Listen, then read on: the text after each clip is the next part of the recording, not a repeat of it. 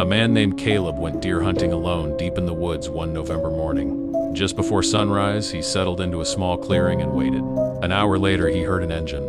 That was strange. No roads were nearby. Curious, Caleb quietly moved through the trees toward the sound. Through the brush, he spotted an old pickup truck parked in a secluded area. 3 men stood beside it. At first, he thought they were hunters too. Then one of them opened the truck bed. Caleb froze. Wrapped in a tarp was what looked like a human body. The men dragged it into a shallow hole and began covering it with dirt. His heart pounded.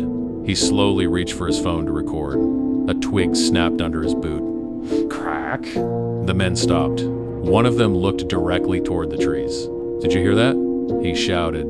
Caleb dropped to the ground. For a moment, everything was silent. Then he heard the words that made his blood run cold. "Somebody's watching us." The men started running into the woods, toward him. Caleb jumped up and sprinted. Branches whipped against his face as he crashed through the forest.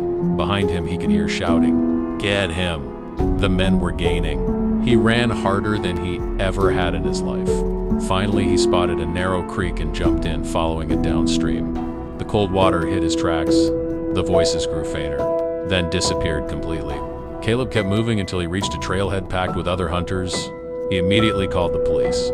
Investigators searched the area later that day. The shallow grave was real. So was the body.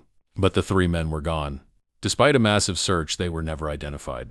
Years later, Caleb still hunts. But he never goes into the woods alone anymore, because every so often, he notices an old pickup truck parked near the edge of the forest. And whenever he gets close enough to see the driver, the truck pulls away.